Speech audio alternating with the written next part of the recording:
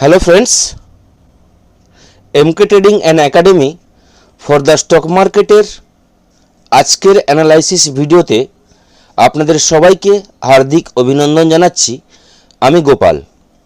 আজ 19 জানুয়ারি সোমবার, সপ্তাহের প্রথম দিন।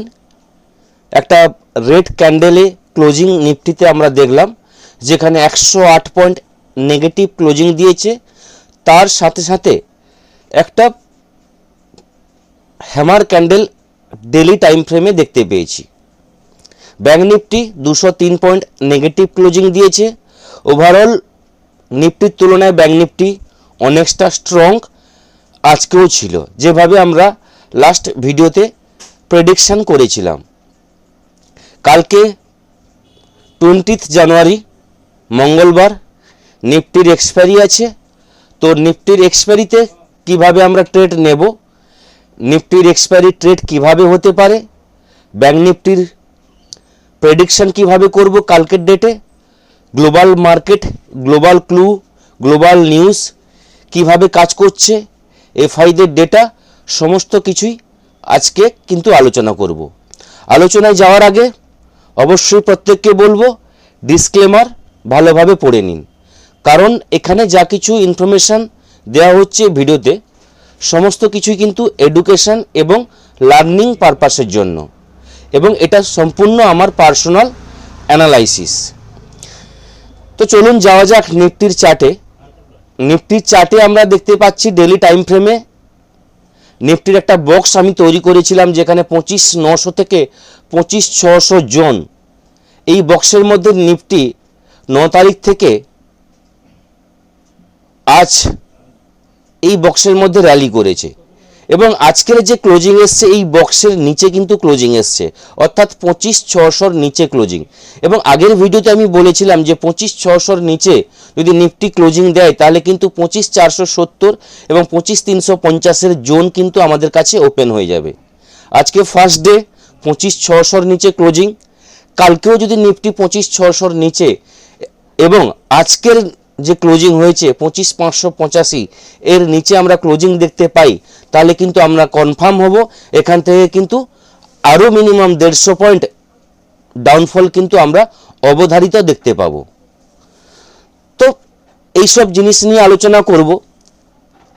এর আগের ভিডিওতে বলেছিলাম যে ফ্রাইডে স্যাটারডে রেজাল্ট আছে নিফটির ভেরি ওয়েটেজ কম্পোনেন্ট স্টকের, যেমন রিলায়েন্স, এইচডিএফসি ব্যাঙ্ক, আইসিআইসি ব্যাঙ্কের রেজাল্ট ছিল। রেজাল্ট তুলনামূলকভাবে বলতে পারি ভালো এসছে, রিলায়েন্সের রেজাল্টও ভালো এসছে, কিন্তু রিলায়েন্স কিন্তু আজকে নেগেটিভ ট্রেড করেছে। এইচডিএফসি ব্যাঙ্কের রেজাল্ট ভালো এসছে, সেভাবে কিন্তু রিয়্যাক্ট করেনি মার্কেটে।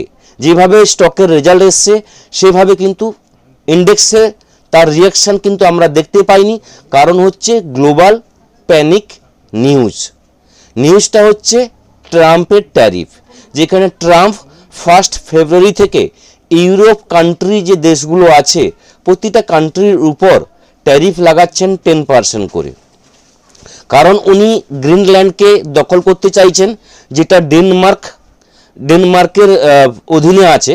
তো ডেনমার্কও ছাড়তে চাইছে না গ্রিনল্যান্ডকে, গ্রিনল্যান্ডও আসতে চাইছে না ট্রাম্পের কাছে, কিন্তু ট্রাম্প চাইছে গ্রিনল্যান্ডকে দখল করতে।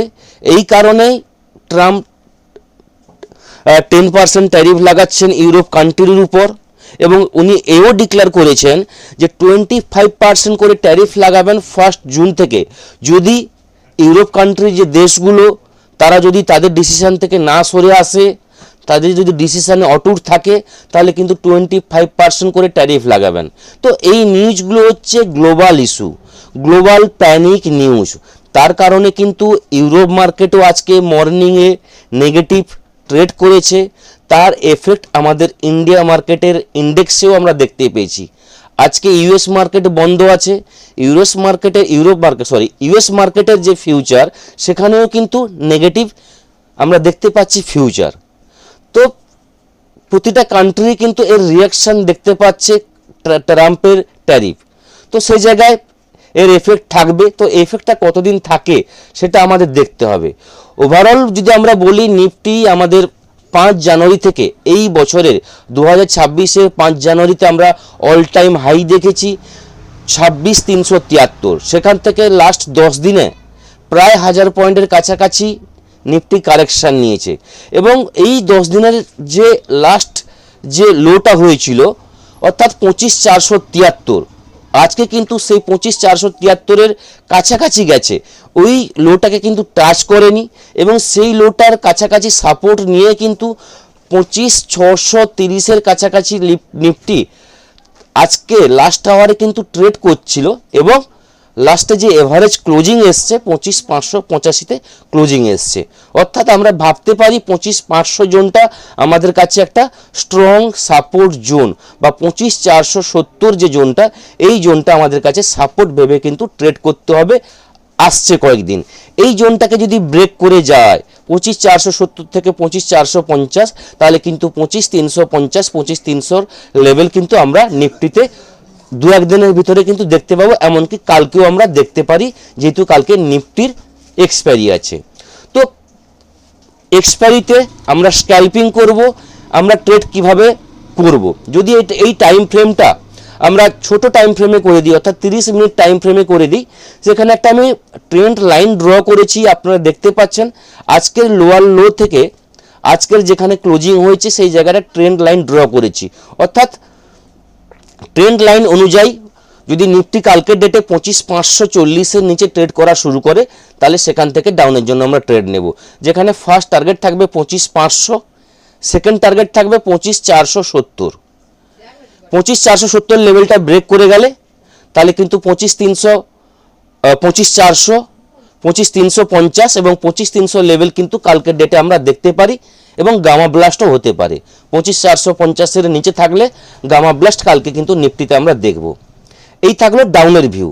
এবার যদি বাই চান্স পজিটিভ ওপেন হয় এবং মার্কেটে স্ট্রং আমরা দেখতে পাই ওপেনিংয়ের পর, তাহলে কিভাবে ট্রেড করব। বাই চান্স যদি পজিটিভ ওপেন হয় এবং 25,640 লেভেলটা নিফটি হোল্ড করতে পারে, তাহলে সেখান থেকে কিন্তু আমরা স্ক্যাল্পিং করব আপসাইডের জন্য, যেখানে 25,680, 25,720 আমাদের টার্গেট থাকবে।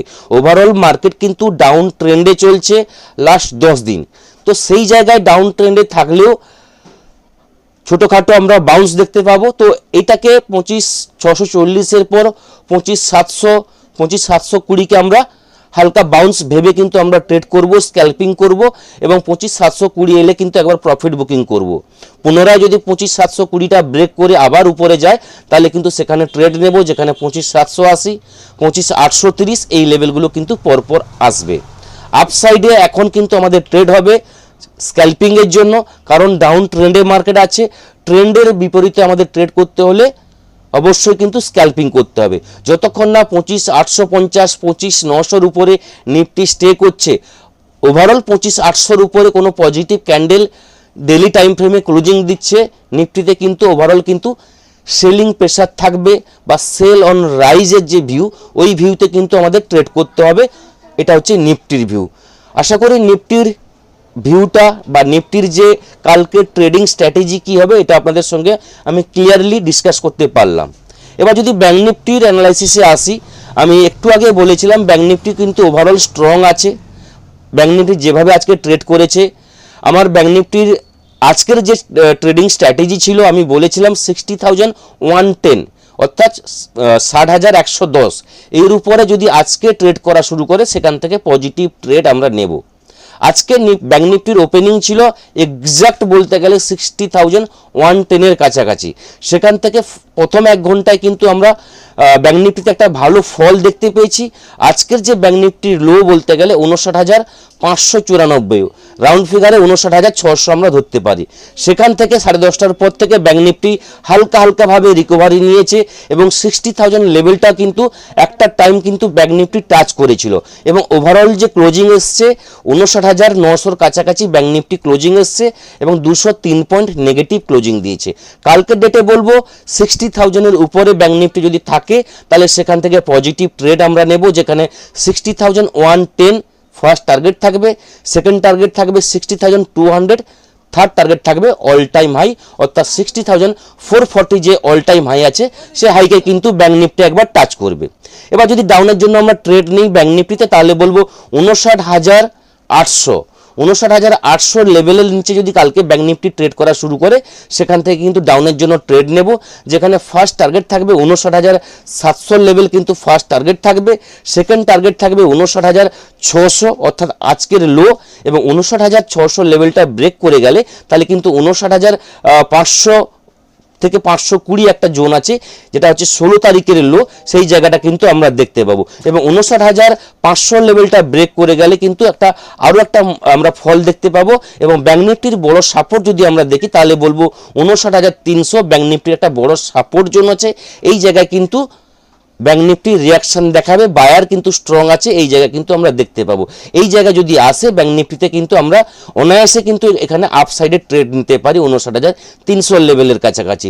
যাই হোক না কেন, ব্যাংক নিফটিতে আমরা কিন্তু ওভারঅল ছোট ছোট টার্গেট নিয়ে ট্রেড করব, কারণ মার্কেটে লাস্ট কয়েকদিন ধরে মোমেন্টাম আমরা দেখতে পাচ্ছি। ভিক্স পরপর কিন্তু বাড়ছে, ভিক্স যখন বাড়বে মোমেন্টাম লাইভ মার্কেটে আমরা দেখতে পাবো, সেখানে অপশানের প্রিমিয়ামেরও মুভমেন্ট হবে। কারণ এখানে স্টপ লসটা বড় ম্যাটার করে। এখানে 15 পয়েন্ট 20 পয়েন্ট স্টপ লস যে কোনো সময় কিন্তু নিফটিতে কিন্তু হান্ট করবে, কারণ প্রতিটা অপশানের যে ক্যান্ডেল সেখানে কিন্তু মুভমেন্ট হচ্ছে, 15 পয়েন্ট 20 পয়েন্ট যে কোনো সময় মুভমেন্ট করবে। তো এই জন্যই বলার কারণটা হচ্ছে, আপনারা যখন এন্ট্রি নেবেন প্রপারলি কিন্তু সঠিক জায়গা নেওয়ার চেষ্টা করবেন, এবং স্ট্রিক্টলিভাবে স্টপ লসটা কিন্তু মেনটেন করবেন। এবং আপনি ট্রেড নিয়েছেন, আপনার সেটআপে এসছে, আপনাকে প্রফিট দিচ্ছে, তাহলে বলবো অবশ্যই কিন্তু প্রফিট বুকিং করুন এবং ডেটাকে ক্লোজ করুন। বেশি ট্রেড করার চেষ্টা করবেন না। নিউজ বেস মার্কেট চলছে, তো যে কোনো জায়গায় কিন্তু আমরা ট্র্যাপ হতে পারি, এই জায়গাটা মাথায় রেখে কিন্তু আমরা ট্রেড করব। এফআইদের ডেটা যদি আমরা দেখে নিই, তাহলে এফআইদের কিন্তু আজকের ডেটেও সেলিং হয়েছে, 3,262 কোটি টাকা সেলিং দেখতে পেয়েছি। ডিআইরা 4,234 কোটি টাকার বাইং দেখেছি। তো এফআইদের কন্টিনিউ সেলিং কিন্তু চলতে আছে অবিরাম। এ মাসে বলতে গেলে পুরো মাসটাই কিন্তু বলতে গেলে এফআইদের সেলিং চলছে। এফআইরা সেলিং যতক্ষণ না বন্ধ করছে মার্কেটে কিন্তু পজিটিভনেস আসবে না। আর একটা জিনিস বলে রাখি, এফআইরা কিন্তু প্রায় বলতে গেলে ওভারঅল 93% 92% কিন্তু সেলিং করে বসে আছে, ওভারসোল্ড জায়গায় কিন্তু এফআইরা দাঁড়িয়ে আছে। এটা মাথায় রেখে কিন্তু আমাদের ট্রেড করতে হবে। এবং এফআইরা কোথায় ওভারসোল্ডে দাঁড়িয়ে আছে, আমাদের মার্কেট যেখানে বলতে গেলে সাপোর্টের কাছে আছে। এই কয়েকটা জিনিসগুলো আপনারা মাথায় রাখবেন, মাথায় রেখে ট্রেড করবেন। কালকে সেকেন্ড হাফে গামা ব্লাস্টের সম্ভাবনা আছে। আজকে যেভাবে আমরা অপশান চেনে দেখেছি, ওয়াই ডেটা যেভাবে বিল্ড আপ হয়েছে, তো গামা ব্লাস্টের সম্ভাবনা কালকে ডেটে কিন্তু আমরা দেখতে পেতে পারি। এটা কিন্তু লাইভ মার্কেটে আরও কিন্তু আমরা কনফার্ম হব কালকে মার্কেট ওপেনিংয়ের পর। তো এই থাকলো কালকের ভিউ, ওভারঅল নিফটি ব্যাংক নিফটির ভিউ, নিফটির এক্সপায়ারি ভিউ। নেক্সট ভিডিওতে আবার আপনাদের সঙ্গে আসবো, দেখা হবে। সবাই ভালো থাকবেন। থ্যাংক ইউ, ধন্যবাদ।